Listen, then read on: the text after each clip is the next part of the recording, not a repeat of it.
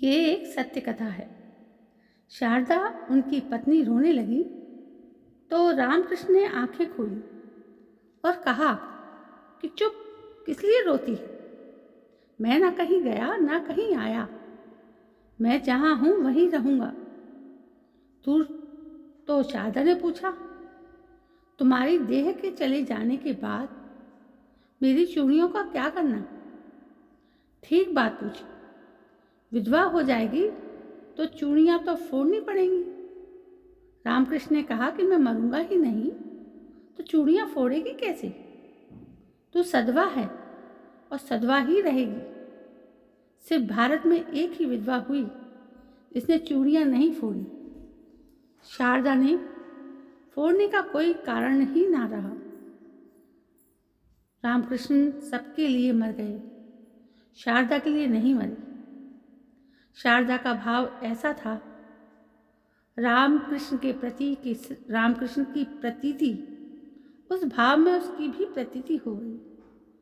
उसे भी दिख गया कि बात तो सच है, देह जाती है, देह से तो लेना देना भी क्या था। देह के भीतर जो ज्योतिर्मय विराजमान था वो तो रहेगा, वो कैसे जाएगा? मृत्यु का सत्य जीवन है। ध्यान में किसी दिन मृत्यु घट जाती है। जिस दिन ध्यान में मृत्यु घट जाती है उस दिन ध्यान का नाम समाधि। इसलिए समाधि शब्द हम दोनों के लिए उपयोग करते हैं। जब कोई मर जाता है तो कहते हैं समाधि ले ली। संत की अचेतन शरीर को भी हम समाधि कहते हैं और ध्यान की परम अवस्था को भी समाधि कहते हैं। क्यों?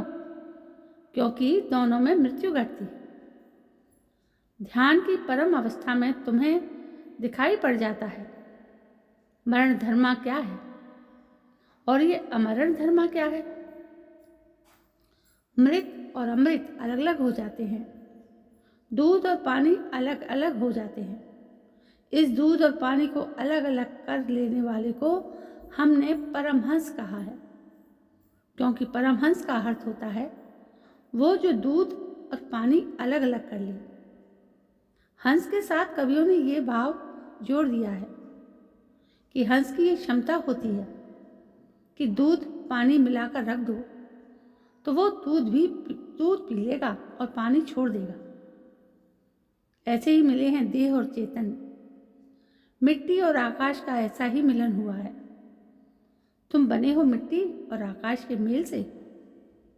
जिस दिन तुम्हारे भीतर परमहंस भाव पैदा होगा, ध्यान की उत्कृष्टता होगी, ध्यान की प्रखर धार काट देगी, दोनों को अलग अलग मिट्टी इस तरह पड़ी रह जाएगी, अमृत उस तरफ हो जाएगा। उस दिन तुम जानोगे कि मृत्यु का सत्य जीवन है। मृत्यु को जानकर ही असली उत्सव होगा। फिर तुम नाचो। फिर नाचने का अतिरिक्त बचा ही क्या? फिर और करोगे क्या? मरना तो है नहीं, और जब मृत्यु ही नहीं रही तो फिर कैसा दुख, कैसा विषाद, कैसी चिंता। फिर नृत्य में एक अभिनव गुण आ जाता है। फिर नृत्य तुम्हारा नहीं होता, परमात्मा का हो जाता है। फिर तुम नहीं नाचते, परमात्मा तुम्हारे भीतर नाचता है। तो दोस्तों, ये थी इस कहानी की सच्चाई, और ये एक सत्य घटना पर आधारित कहानी थी जो आप तक पहुंची है। यदि पसंद आई लाइक शेयर कमेंट करें। जय हिंद, वंदे मातरम।